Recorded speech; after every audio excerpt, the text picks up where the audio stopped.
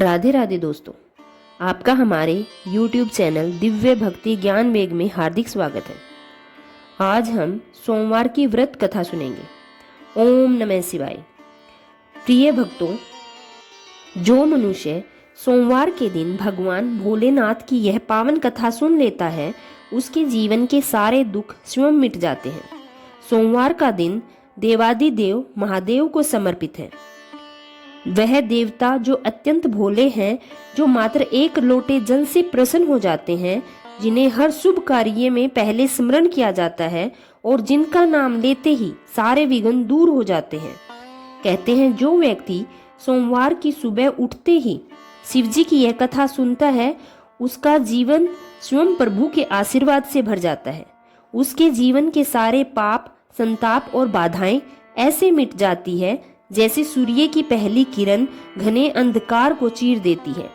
प्रिय श्रोतागण, यह केवल एक कथा नहीं है, यह एक जीवंत अनुभव है। यह एक अडिग आस्था है, एक ऐसा भाव जो मनुष्य के जीवन के भीतर से शुद्ध कर देता है। क्योंकि शिव कैलाश पर नहीं रहते, वे हमारे हृदय के भीतर बसे हैं। हमारी बुद्धि, हमारा विवेक, हमारी सफलता और हमारे संस्कार सब उन्हीं के असीम कृपा से संचालित होते हैं।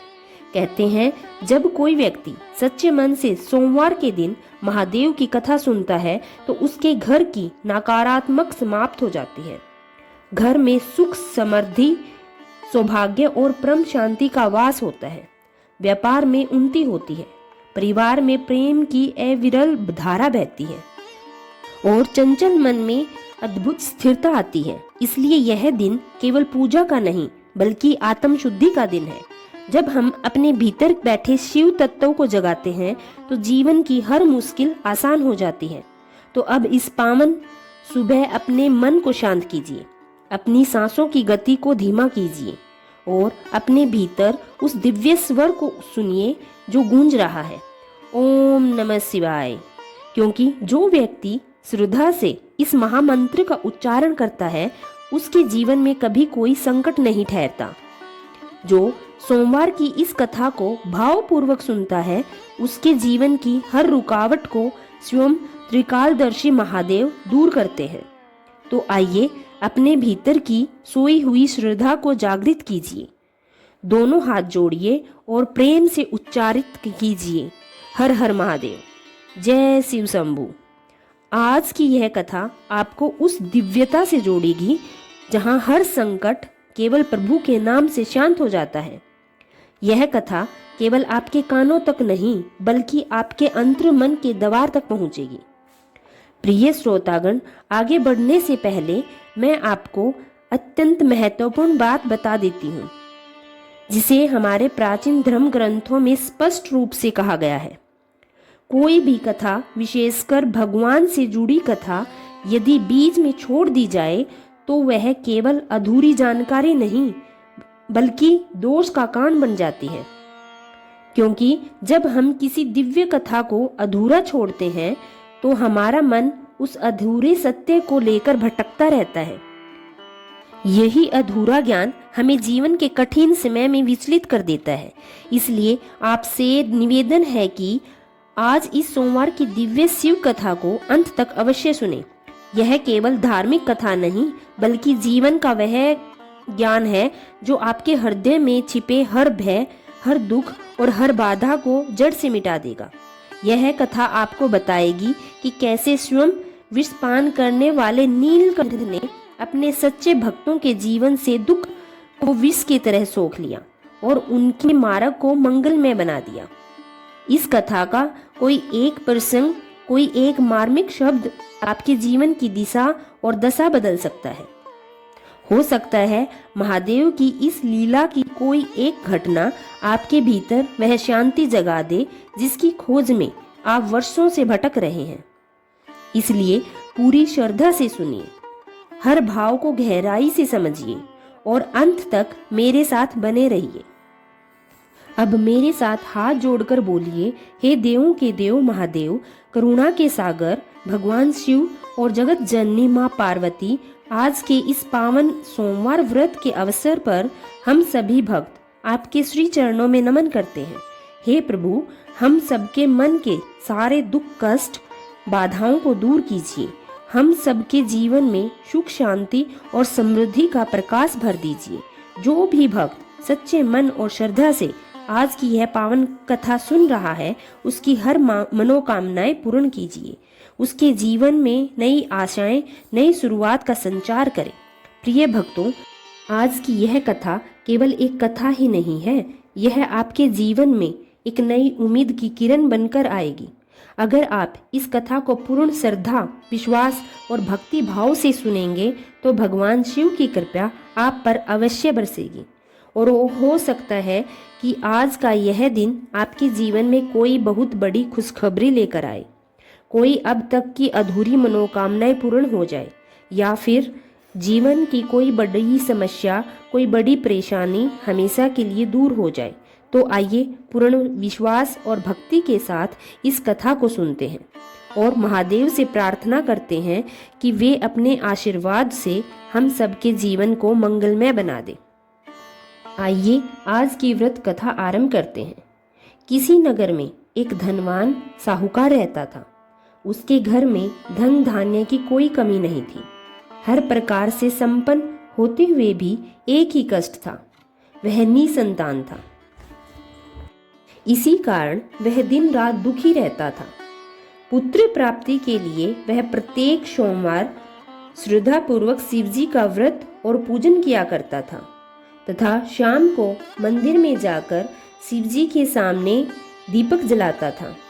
साहूकार की इतनी श्रद्धा व भक्ति को देखकर एक बार माता पार्वती शिव भगवान से बोली, हे नाथ, यह साहूकार आपका बड़ा भक्त है, सदैव आपके व्रत को श्रद्धापूर्वक करता है। आपको इसकी मनोकामना अवश्य ही पूरी करनी चाहिए। शिवजी महाराज ने पार्वती जी से कहा, हे गौरी, यह संसार क्रमस्थली है। यहाँ जो जैसा क्रम करता है वैसा ही फल प्राप्त करता है। इस साहूकार के जीवन में पुत्र का सुख नहीं है। तब माता ने आग्रह पूर्वक कहा, हे प्रभु, यह साहूकार आपका अनन्य भक्त है और इसके कष्ट को यदि आप दूर नहीं करेंगे तो इसका विश्वास आपके ऊपर से उठ जाएगा। हे नाथ, आप तो अपने भक्तों पर दयालु होते हैं और उनके दुखों को दूर करते हैं। माता पार्वती का इतना आग्रह देखकर भोलेनाथ ने कहा, हे पार्वती, इसके जीवन में पुत्र योग न होने पर भी मैं इसे पुत्र प्राप्ति का वर देता हूँ, परंतु वह केवल 12 वर्ष तक ही जीवित रहेगा। इसके पश्चात वह मृत्यु को प्राप्त हो जाएगा। इसके अतिरिक्त मैं इसके लिए कुछ नहीं कर सकता। शिव एवं पार्वती की ये सब बातें साहूकार सुन रहा था।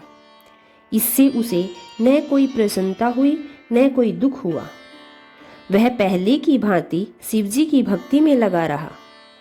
कुछ समय पश्चात साहूकार की स्त्री गर्भवती हुई और निश्चित समय पर उसने एक सुंदर पुत्र को जन्म दिया। साहूकार के घर में अत्यंत खुशियां मनाई गई, परंतु साहूकार ने उसकी 12 वर्ष की आयु जानकर कोई प्रसन्नता प्रकट नहीं की और किसी को यह भेद भी नहीं बताया। धीरे धीरे बालक 11 वर्ष का हो गया तो उसकी माता ने साहूकार से कहा उसका विवाह करने के लिए, किंतु साहूकार ने यह कहकर मना कर दिया कि अभी मैं इसका विवाह नहीं करूंगा और इसे पढ़ने के लिए काशी भेजूंगा। साहूकार ने लड़के के मामा को बुलाया और कहा कि तुम इसे काशी पढ़ने के लिए ले जाओ और रास्ते में जिस स्थान पर ठहरो वहां यज्ञ व ब्राह्मणों को भोजन कराते जाना, व निर्धनों को दान देना। उसने लड़के के मामा को बहुत सा धन देकर पुत्र सहित विदा किया। दोनों मामा भांजे रास्ते में यज्ञ कराते, ब्राह्मणों को भोजन कराते व दान करते चले जा रहे थे। रास्ते में एक नगर पड़ा। उस शहर के राजा की पुत्री का विवाह था, तो जो राजकुमार उससे शादी करने आ रहा था वह एक आंख से काना था और यह बात राजा को पता न थी। लड़के के माता पिता इस बात से बड़े चिंतित थे। जब कान्हे राजकुमार के पिता ने सेठ के अत्यंत सुंदर पुत्र को देखा तो उसने सोचा, क्यों न समस्त विवाह संस्कार इस लड़के के द्वारा पूर्ण करा लिए जाए, इससे हमारी समस्या भी हल हो जाएगी। ऐसा विचार कर उसने अपने मंत्री से विचार विमर्श कर लड़के के मामा से बात की। मामा भांजा समस्त कार्यों को करने के लिए राजी हो गए। तब राजा साहूकार के लड़के को सुंदर कपड़े पहनाकर तथा घोड़ी पर चढ़ाकर बारात को लेकर चल दिया। तत्पश्चात वे राजा के द्वार पर पहुंचे। समस्त कार्य प्रसन्नता पूर्वक संपन्न हो गए। राजकुमार के पिता ने सोचा कि क्यों न फेरों आदि का कार्य भी इसी लड़के से पूर्ण करा लिया जाए। राजा ने लड़के के मामा से कहा तो उन्होंने स्वीकृति दे दी। फेरों आदि का कार्य भी पूर्ण हो गया। फिर राजकुमारी व राजकुमार मंदिर में पूजन के लिए गए तो राजकुमारी की चुनरी के पल्ले पर लड़के ने लिख दिया कि तेरा विवाह तो मेरे साथ हुआ, परंतु जिस राजकुमार के साथ तुम्हें भेजा जाएगा वह एक आंख से काना होगा और मैं काशी जी पढ़ने जा रहा हूँ। राजकुमारी ने जब चुनरी पर ऐसा लिखा पाया तो उसने राजकुमार के साथ जाने से मना कर दिया। उसने अपने पिता से कहा कि यह मेरा पति नहीं है, मेरा पति तो काशी जी पढ़ने गया है। राजकुमारी के पिता ने उसे विदा नहीं किया और बारात वापस चली गई। सेठ का लड़का और उसका मामा काशी पहुंचे। वहां जाकर उस लड़के ने पढ़ना तथा उसके मामा ने यज्ञ करना आरंभ कर दिया। जिस दिन लड़के की आयु 12 वर्ष हुई उस दिन दोनों यज्ञ कर रहे थे। लड़के ने अपने मामा से कहा, मामा मेरी तबीयत ठीक नहीं है। मामा ने कहा, अंदर जाकर सो जाओ। लड़का अंदर जाकर सो गया। थोड़ी ही देर में उसके प्राण पखेरु उड़ गए। कुछ देर पश्चात लड़के के मामा ने अंदर जाकर देखा कि उसका भांजा मरा पड़ा हुआ है, तो वह बहुत दुखी हुआ। किंतु उसने सोचा, यदि मैंने अभी रोना पीटना आरंभ कर दिया तो यज्ञ कार्य अधूरा रह जाएगा। अतः उसने शीघ्रता से यज्ञ कार्य पूर्ण कर ब्राह्मणों को दान देकर रोना आरंभ किया। संयोग से शिव शंकर पार्वती सहित उधर से जा रहे थे। जब उन्होंने विलाप की आवाज सुनी तो पार्वती ने कहा, प्रभु कोई रो रहा है, जाने उसे क्या कष्ट है, आप उसका दुख दूर करो। जब भगवान शंकर पार्वती सहित वहां गए तो देखा कि एक लड़का मरा पड़ा है। उसे देख पार्वती जी ने कहा, नाथ यह तो वही लड़का है जो आपके वरदान से पैदा हुआ था। तब शिवजी ने पार्वती से कहा, देवी इस लड़के की आयु इतनी ही थी जो पूर्ण हो गई। पार्वती जी ने विनय पूर्वक कहा, प्रभु आप कृपया करके इसे जीवित करें, अन्यथा इसके माता पिता इसके वियोग में अपने प्राण दे देंगे। पार्वती के हठ करने पर शिवजी ने लड़के को जीवित कर दिया और फिर शिव पार्वती अपने धाम चले गए। शिक्षा समाप्त होने पर लड़का और उसके मामा उसी प्रकार यज्ञ करते हुए ब्राह्मणों को भोजन कराते हुए तथा दान देते जा रहे थे। मार्ग में वह शहर पड़ा जहां लड़के की शादी हुई थी। वहां आकर दोनों ने यज्ञ आरंभ कर दिया। लड़के के ससुर ने उसे पहचान लिया तथा अपने महल में ले जाकर उनकी खातिर की और कुछ समय पश्चात उसने लड़के को बहुत से धन, दास दासियों व अपनी पुत्री सहित विदा कर दिया। जब वे अपने शहर के निकट पहुंचे तो लड़के के मामा ने कहा कि मैं घर जाकर तुम्हारे माता पिता को तुम्हारे आने की सूचना देकर आता हूँ। जब वह घर पहुंचा तो लड़के के माता पिता छत पर बैठे थे और उन्होंने प्रण कर रखा था कि यदि हमारा पुत्र सही सलामत आ गया तो हम नीचे उतर आएंगे, अन्यथा छत से कूदकर अपने प्राण दे देंगे। लड़के के मामा ने उन्हें यह सूचना दी कि तुम्हारा पुत्र बहुत सा धन, दास दासियों और अपनी पत्नी के साथ आ गया है।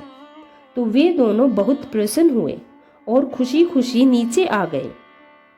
उन्हें अपने पुत्र के सामने देखकर बहुत प्रसन्नता हुई और दोनों ने पुत्र व पुत्रवधू का स्वागत किया तथा प्रसन्नता पूर्वक रहने लगे। इस प्रकार जो कोई भी सोमवार की व्रत को धारण करेगा अथवा इस कथा को पढ़ता या सुनता है, उसके सब दुख दूर होते हैं तथा उसकी समस्त मनोकामनाएं पूर्ण होती है और वह सुखपूर्वक जीवन व्यतीत करता है। अंत में शिवलोक को प्राप्त भी करता है। यह कथा हमें सिखाती है कि सच्चा धन संतोष है, विश्वास में शक्ति होती है। बंजर जमीन पर भी शिवलिंग प्रकट हो सकता है यदि उसे खोदने वाला हाथ विश्वास का हो। जो मनुष्य सोमवार के दिन इस पावन कथा को सुनता है, उसके घर की दरिद्रता दूर होती है। यदि भाइयों के बीच कोई विवाद हो तो वह शांत हो जाता है, संतान की उन्नति होती है और व्यापार में सफलता मिलती है। महादेव का आशीर्वाद सदा उन पर बना रहता है। मेरे प्रिय श्रोतागण, उम्मीद है कि सोमवार की यह दिव्य कथा आपके हृदय की गहराई तक पहुंची होगी। महादेव आपकी हर मनोकामना पूरी करें और आपके जीवन के सारे विघ्न हर ले। जाने से पहले यदि आपको यह कथा अच्छी लगी हो और इसने आपके मन को छुआ हो तो इस वीडियो को लाइक अवश्य करें। इसे अपने मित्रों, सगे संबंधियों और परिवार के साथ साझा करें ताकि इस भक्ति की धारा का लाभ हर किसी को मिल सके। और हाँ, हमारे चैनल दिव्य भक्ति ज्ञान वेग को सब्सक्राइब करना न भूलें ताकि हर सप्ताह आने वाली ऐसी ही मर्मस्पर्शी और जीवन बदल देने वाली दिव्य कथाओं का आनंद ले सके। घंटी वाले बटन को भी दबा दें ताकि नई कथा की सूचना आपको तुरंत मिल जाए। अपने मन की बात और महादेव के प्रति श्रद्धा को कमेंट बॉक्स में हर हर महादेव लिखकर जरूर व्यक्त करें। अब अपने मन को शांत रखें और प्रेम से बोलिए हर हर महादेव। जय शिव शंभू। धन्यवाद।